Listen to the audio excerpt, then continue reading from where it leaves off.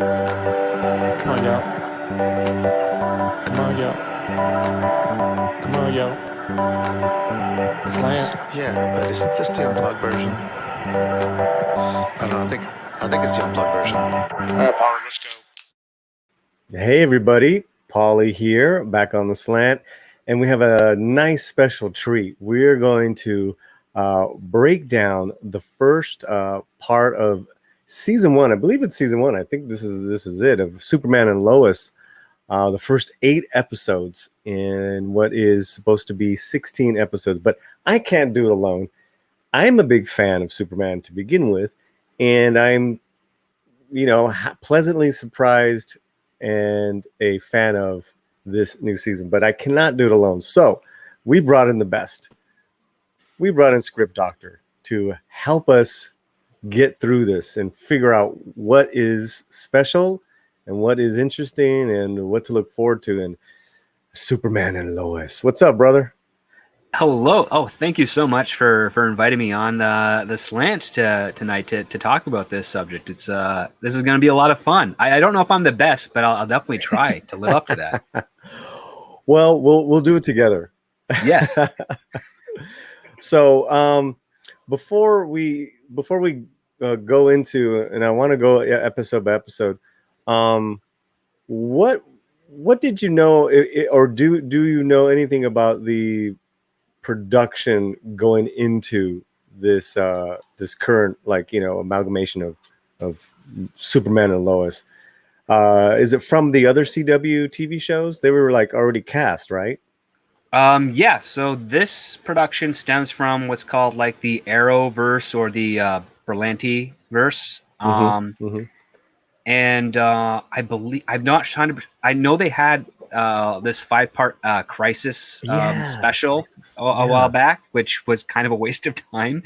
But I'm not sure if this is part of the completed amalgam of those universes, or if it's off its own thing. Because I vaguely remember that at the end of that 5-parter, Clark is told he has twins when he initially just had the one baby. Oh wow! But now they're teenagers in the series, so okay. I don't know if this is in the future, or if it's now, it's another universe. I don't know. They haven't been very exactly 100% clear on that. And they go into other universes in this show as well. So yes, they deal with the other universes in this show, which is, that was one of the kind of interesting things way back, I think, in the Silver Age and Bronze Age of DC Comics. Is when they had other Earths, other worlds, and the origin of the Crisis tentpole Crisis event sort of thing in those days. But yes, so I believe Superman and Lois, those two actors, Tyler Hoechlin and Elizabeth Tulloch. Yeah, Elizabeth Tulloch. They were cast through the show Supergirl with Melissa Benoist. Okay. Gotcha. Or Benoist. I think it's Benoist, but I can't remember. Never met her. Right. And I mean, personally thinking, I think Tyler Hoechlin is pretty wise and solid choice for Superman. I think he's one of the shortest actors to play Superman, next to Dean Cain. Really? Yeah, okay. I think he's only 5'10" or 5'11". So he's around my height. Because I'm just shy of 6 feet, so I'm 5'11" ish. Yeah, I guess we're used to towering big men, I guess. Between 6'2" and 6'4", really. Yeah. Yeah. Christopher Reeve was 6'4"? Christopher Reeve was 6'4", and wow. I think Henry Cavill's 6'2" or 6'3". Wow. So, yeah. And then Brandon Routh was about 6'4" as well. So he's wow, and really? I thought he was pretty good. He just sadly did not have the best of scripts for. Right. Yeah, I'm before getting into it, I'm actually really liking Tyler's work. And just the whole father side, and with the sons, and we'll get into it more. And for some strange reason, I was very standoffish with Lois, the actress, but now I think I'm sold, man. No, she's got the chops to do it. I think that on the writing part of things, just the overall broad of the series, they kind of stumbled with her at the start. They didn't quite have a direction for her, or they were just kind of figuring out how to establish the direction for what Mhm. she's doing in this series. I jokingly sometimes call this show like Superman and Jordan because it's more about those two, it seems, in some of the Yeah, episodes than Lois. right. Or at But least the best scenes.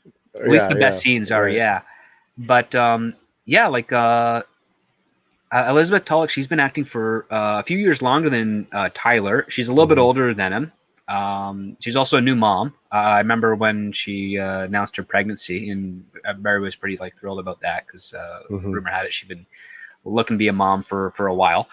So it's like, Mhm. Mhm. all right, she got that out of the way. Plus, she's got a role where she plays a mom, so she can at least draw on a couple of things in parallels to help her out with that, and also the schedule for a show of this type. At least in the recent years, has been pretty accommodating for new parents. So like that's also pretty good. You know, and that's one of the things I've been watching in some of these actors that play parents in other, whether they're movies or television shows, is that I don't believe them. They just don't have, you know, there's something missing in their acting work, and that is not missing from her.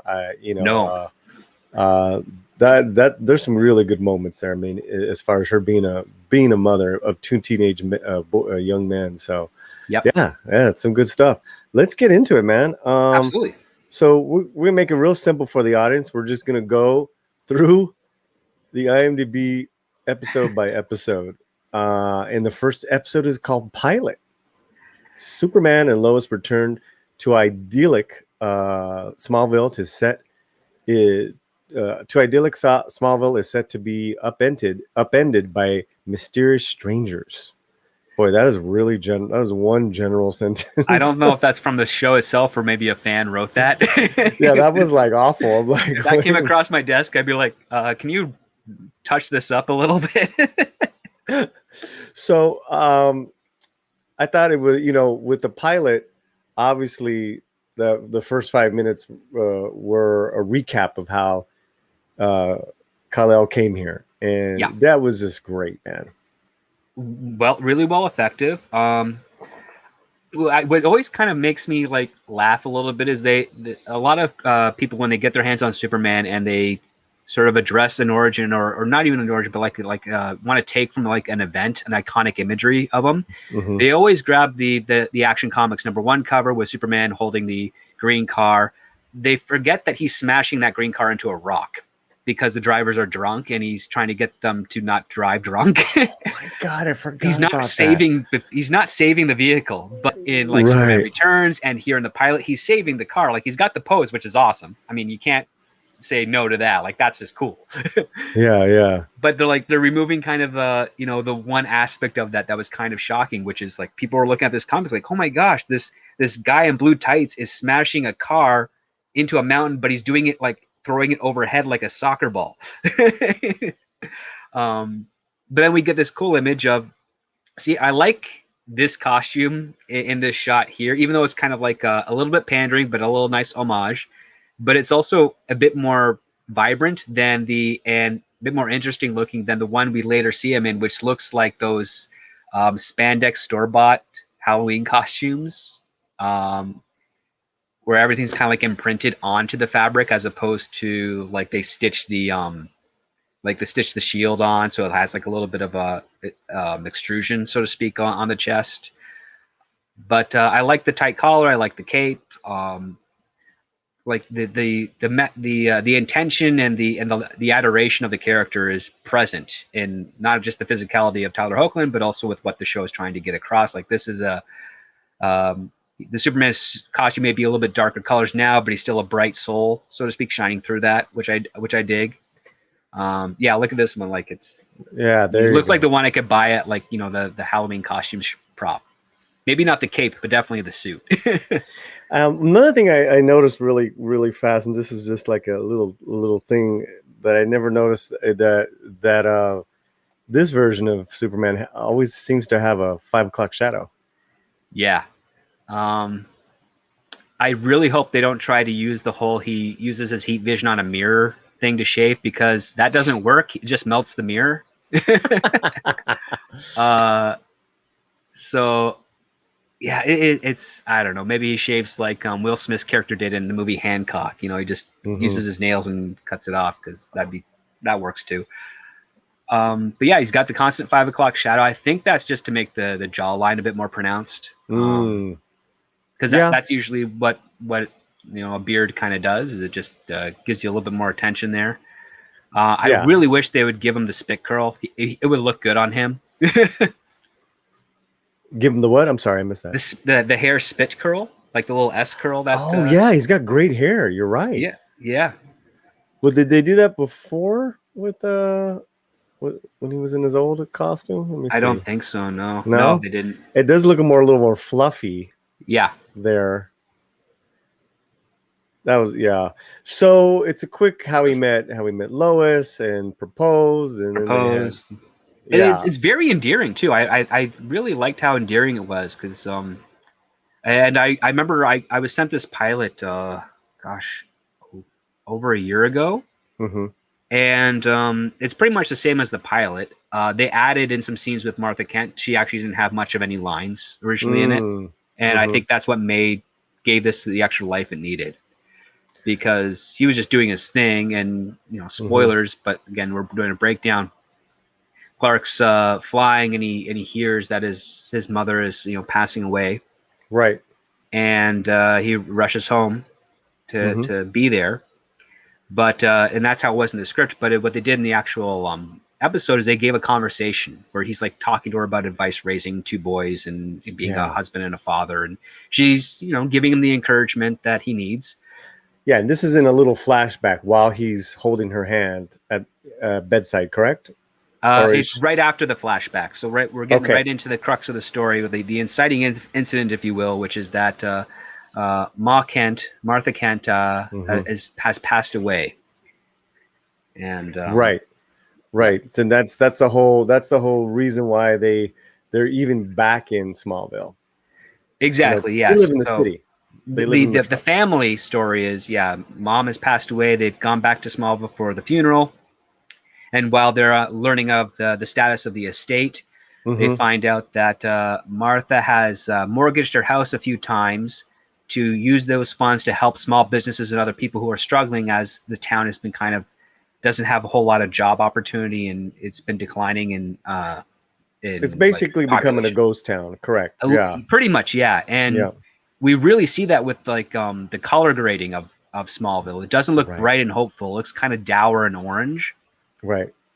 Yeah. And then in the quick flashbacks that they had where his father was still alive, Smallville was a vibrant place to live. Correct. Yeah. Exactly. Like I think it has a population of between 12 and 20,000 people, because it's a farming city or farming town, and that's usually the average pop for that.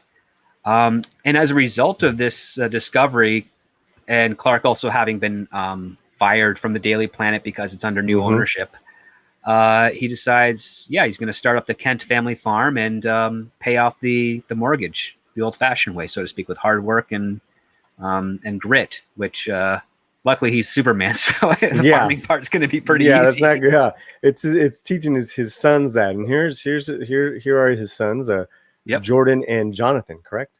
Yes. Right. So Jonathan's named after his Earth father, and Jordan is named after Jor-El, his Kryptonian father. Really good actors, man. I really like surprisingly good actors for I think the actor who plays Jonathan's in 2021, and then the actor who plays Jordan is 18 or 19, was a few years younger, but they're and there's something about the Jonathan, that actor reminds me of Scotty Conn, a younger Scotty Conn. Like kind of like the mannerisms and the quirkiness, little. I think the way he also holds himself a little, I mean, a little more handsomer than Scott Conn, but And then, I think it's perfect casting this, because they established that these 2 sons are very different personality wise, but also friends. Like that's the other part too. That's really important. They don't make them rivals. I love that. It's almost like every other scene you see them walking away and just like, kind of grabbing each other, like, like holding each other up, like supportive, like they have a really good love for each other. You're absolutely right. Which there's a lot of surprises in this, which I love to death as far as the family unit. And, It's great to see. Um, Jordan is established early on that he's got an anxiety disorder. Yes. Welcome to the Latino Slant. Please like and comment, but subscribe to the channel. This is something a little personal to me because two of my godchildren were diagnosed with this, and it's a little bit of a controversial issue because I know it works because it doesn't just work like emotionally. It's psychological and it's also chemical imbalance as well. So there's two variations of it. There's one where you have to go on medication because I think it messes with your serotonin, makes you feel depressed. And there's another one where it's diagnosed based on like just puberty, adolescence, learning the world and stuff like that nature. And it's most often misdiagnosed as that. And luckily, at least for my two godchildren, it was just basically their coming of age stuff. So they were misdiagnosed, and that's one of the things that it bothers me because especially in television and in fiction, it's usually done mostly as kind of like a stunt, so to speak. Oh, we got to give this character a severe debilitating flaw, but we don't want to make it too debilitating, so we're going to do this. And it's like, okay, now you're kind of, you're not really relating to people that have that issue. You're kind of muddling around with it, and it was kind of like a red flag for me because what it seems to suggest is that, and we kind of later on to learn that this is kind of a half truth, so to speak, is that Clark Kent hasn't really been a good dad, like with regards to like being present and available. Which is a really big ask for a Superman fan of a Superman fan. It's like, really, you think Clark Kent would not be able to be kind of like there all the time? I mean, a lot of his Superman adventures only take a couple of minutes. I mean, yeah. Even if you're putting in overtime, I mean, you're gonna be there for your sons. Yeah, and then on top of that, it's like, I mean, it's like pretty much like a dad bathroom break. It's like, listen, I'm grabbing the paper, I'm going to the John. I'll deal with you when I'm done. Right? and yeah. And then the other part too is that at their age, he hasn't revealed to them that one, he's Superman, and two, he upholds the Clark Kent guise that he uses at work and in the public in the home, which is also just seems kind of out of character for him because even if he was not telling him to be Superman, he would still be the more honest version of Clark, because when you're dealing with a character archetype like a Superman or a Batman or a Wonder Woman, a lot of directors and writers approach it at first as a duality, but it's actually not. It's more of a trinity because you have the core character, which is who they are at their centers. So you could say in this case it's Kal-El. He's the alien child raised by human parents who happens to have superpowers and stuff. And then you have the guise of Superman, which is the hero guy who always makes the right call in public base. He's there with a smile, able to help. And then you've got Clark Kent, the nervous and not as confident sort of fake persona to dissuade people from connecting him with Superman. But at the core, you still have that Kal-El character, the one that is a little bit of the Clark with regards to wanting the normal life and the family, and then you've got a little bit of the Superman, which is the confidence, the strength, and the joy, so to speak. And that would seem like the one that's like the person that Lois technically falls in love with, and that should be the person that is the kids recognize all the time. So like when they do a joke where it's like, dad stumbled trying to put the star on the Christmas tree. It's like, why would he do that at home? Why would he play that role to his kids? Completely unnecessary, right?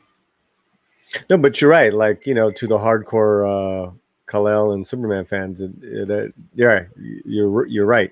That doesn't make sense. Even I saw it on the second time around. It's like, man, he's got to keep his glasses on the whole time from his kids until the reveal. Yeah. It's like they never walked in him when he's in the shower. Like, anything. It's just like they're he's showering with his glasses on. Yeah, they just call him a dork or something. that did cross my mind. So then, like you said, there's the big reveal because, like, what happens is that we find out that one of the kids has some power, some powers because he protects the other brother from falling pipes. Yeah. And that's why he's got to reveal himself to his sons. Pretty much because they are freaked out. Like, they don't know what's going on. For up until this point, they suspect it's Jonathan that's got the powers because he's like a star athlete. Right. He's got the killer arm. He's got the killer arm. And but it's the other kid, the kid with the issues, so to speak. Oh, say that again. You kind of picked it out. It's all right. The kid with the issues, so to speak. Like he's the nerd in school. He gets bullied. He doesn't have the girlfriend. Like his brother has got a girlfriend. And what's really interesting with the dynamic of these characters, so they make Jonathan Kent is the most kind of like Superman himself, or the confident Clark Kent, right? He's chipper. He's affable. He's approachable. Well, he's got the all-American boy next door look. He's got the all-American boy next door stuff. And then you can tell from Jordan, he's kind of got the doubt, and the anxieties. Like some of the aspects you could probably attribute to Lois when she gets in over her head, but he's not over his head ever. And then what's interesting is as the show progresses, we get a little bit of a change where Jordan has kind of become a bit more confident. Now he's learning that he's got these powers, and he's kind of figuring himself out in his identity. And then Jonathan at the same time is doing that, where he's showing a little bit of interest in Lois's work. So like you have the two characters. So you've got like the Superman more interested in the journalism, and then you got what's the word? It's on the tip of my tongue. The introvert. There it is. The introvert that's more interested in the superheroing, which is a very extroverted activity. Right. And I like that kind of dynamic that came through. But yeah, we have this. You have the first of the two set pieces, which is pipes fall, and Jordan covers his brother and saves him from all that damage. And he gets invited to a bush party out by a mine. And because he makes a move on Lana Lang's daughter, played by Manuela Sharuki, who is a fantastic actress. Yep, love her. Love her as well. Known her for 20 years, met her just when I got started, see her very infrequently, always have to reintroduce myself because she meets lots of people, don't even care because it's always a smile on her face. Yeah. It just warms your heart. And so she has a kid. She plays Lana Lang, and she's got the kid. She's got the kid, and those two kiss, and then her boyfriend decides to beat up Jordan, and that triggers his eyes. His eyes and heat vision. Yeah, pretty cool. Yeah.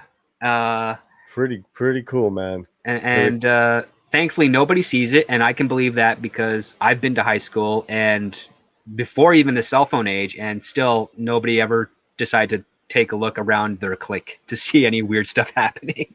Right. Which yeah. You know, it's just the way it is. Like if someone in my high school were to like shoot lasers out of their eyes, they wouldn't realize that's where it came from. They'd be like, why are there two burn holes in the wall? It's like that it's just the way it was. I never understood that part. For me as a kid that liked to like look at things and be observational, I'm like, oh wait, I noticed that kid. He just grew in a foot overnight, pretty much. Like that's weird. It's like nobody else realizes. Oh yeah, he's taller or something. I think the last thing we didn't mention, or before going on the next episode, was the stranger. Right. So yeah, we have this 2-tier, like more plot heavy aspect. So the first part is a character named Morgan Edge, who is kind of like a Lex Luthor adjacent, has purchased the Daily Planet. And he's downsizing that industry, but he's also setting up an industry in Smallville as well, which piques Lois's interest because why would this billionaire do that? He's never done things of this nature before to help out small suffering towns. And then on the other side, we have this guy in a robotic suit who can speak Kryptonian, who is melting down nuclear Right. sites to get Superman's attention so he can beat the crap out of him. Right. So he can kill him. Pretty much to kill him, yeah. Yeah. And then at the end, we just see the back of his head. We see the back of his head, and we hear that he's his title is Captain Luthor. Yeah, it's a great ending. Which is a good, yeah, it's a great cliffhanger piece. So it's like it's piqued your interest. I was like, oh, okay, who is this Captain Luthor? Yep. Never knew Luthor to be part of the military, but okay, you know, I mean, this is what's being set up at the time. Right. So and we he go gives to Superman a run for his money. Yeah. I mean, in the action and the effects were more than sufficient. The action was great. It was kick ass, man. You know, it was well calculated because this show is on a pretty tight budget, and they're making sure that whatever set piece they have, that's something that they can pull off. So I was really happy that they didn't do a whole lot of like super speed stuff to try and hide things. They decided, okay, we're going to do like medium and close up shots so that the background can be keyed in, and so we can focus a bit more on the actual interaction and stuff. And the suit's not all computer animated. There's a physical thing there for them to punch and do what you can, so you can make post production a lot faster. So yeah, I mean, a lot of clever stuff.